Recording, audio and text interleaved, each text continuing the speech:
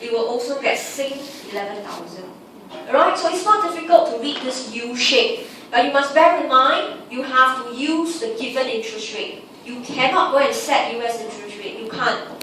Okay? So the UIP says this is the returns of the US bond in Sing dollar 11,000.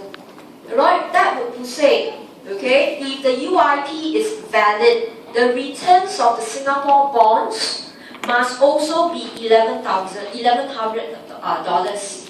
Alright? In other words, the Singapore interest rate must also be 10. So you can see the change in exchange rate is 0. The change in interest rate between Singapore and US is also 0. Okay? So case A is to teach you first how to read the diagram. Okay? But what we want to explain in the exam is actually case B and C. Alright? Okay, so we're going to change the numbers. So in the exam, you don't have a calculator. So you have to pre-prepare this set of example. So we are going to go downwards first. Same thing, right? Sing $1,000, convert to US dollar. The exchange rate is 1:1.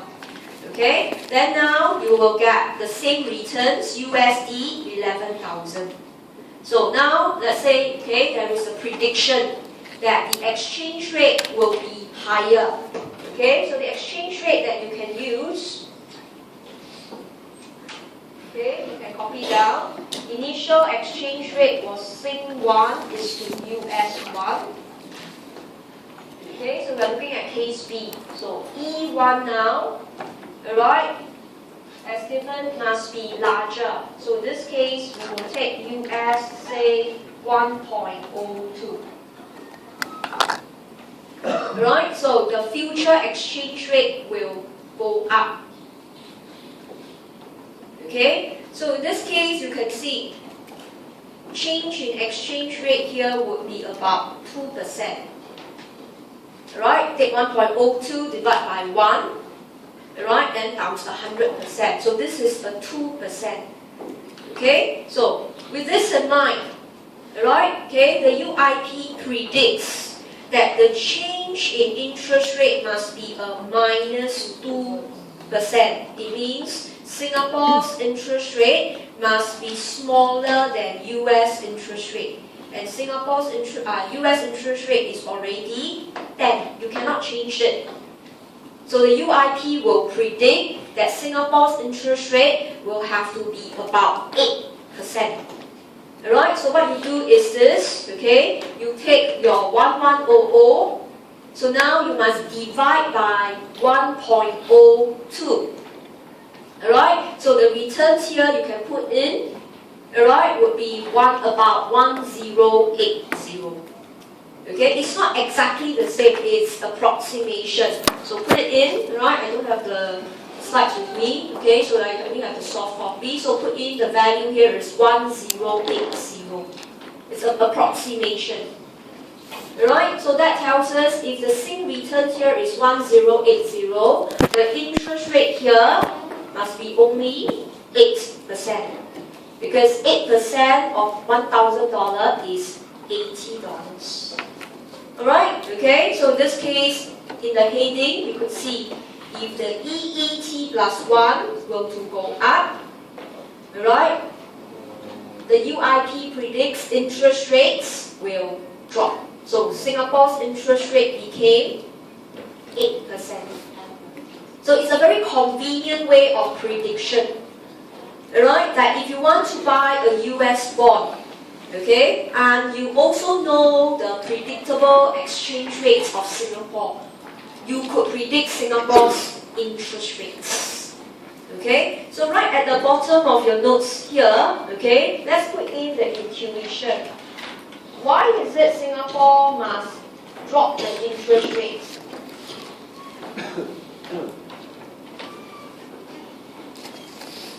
Alright, we are all talking about Singapore, we are not talking about US at all. So, okay, stay very focused. Okay, so why exchange rate goes up, interest rate in Singapore must drop. Because if the Sing dollar will to appreciate, Okay, this is the future, the next period. Alright, you can see in the perspective that investors, alright, will all want to hold Sing dollar because it's strong.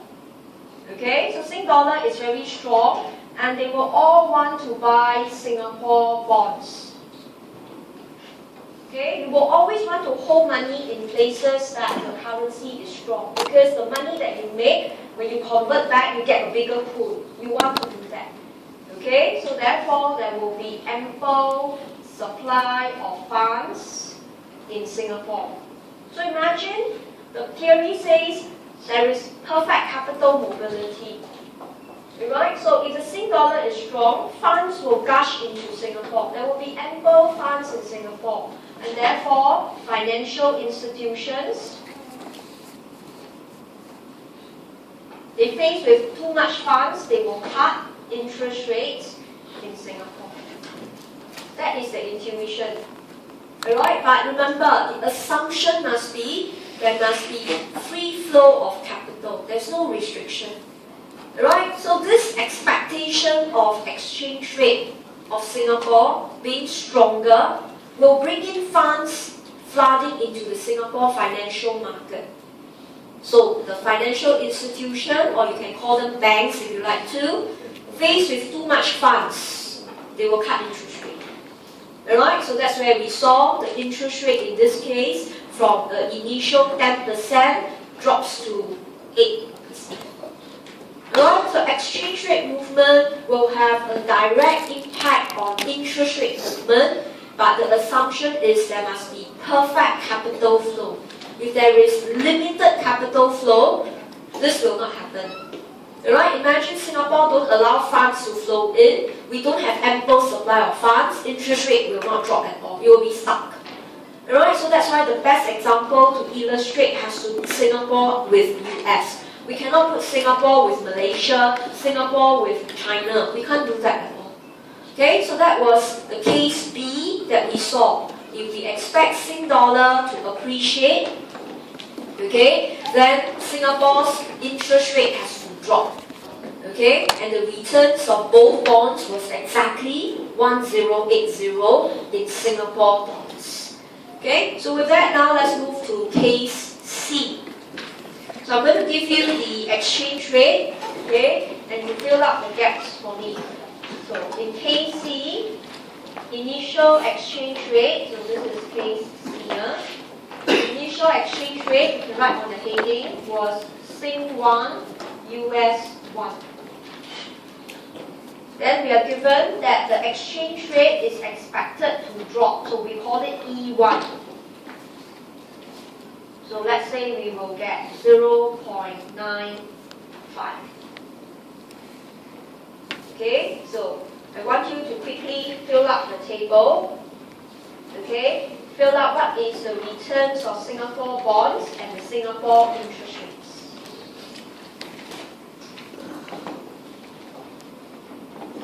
Okay, look at your diagram, the second and the third bubble on the right. You have to fill out what is the returns of Singapore bonds in Singapore dollars and the Singapore interest rate. Okay, the exchange rate here is a minus 5%.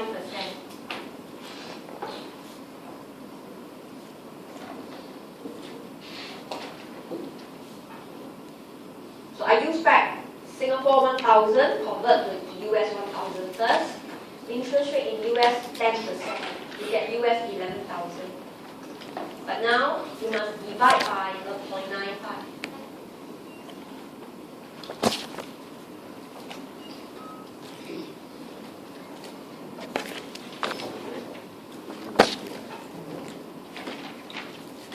Okay, so if you have a calculator, do an approximation. Your US 11,000, convert back. Okay, this is what you have. You will get approximately Singapore 11,000. okay, you must get back more than 11,000. So in this case, Singapore's interest rates, right, would be about 15%. Right, and 15% was the initial 10 plus the additional 5. So how do I get this answer? The UIP says if the exchange rate gap is -5, the interest rate gap must be a +5, which means to say interest rate in Singapore must be higher than interest rate in US. Right? So that in this case, initial interest rate was 5. Right? US was 5. So now you must be 5% more than US. So that's how you get it. Okay? Alright, so I hope you get a chance to work out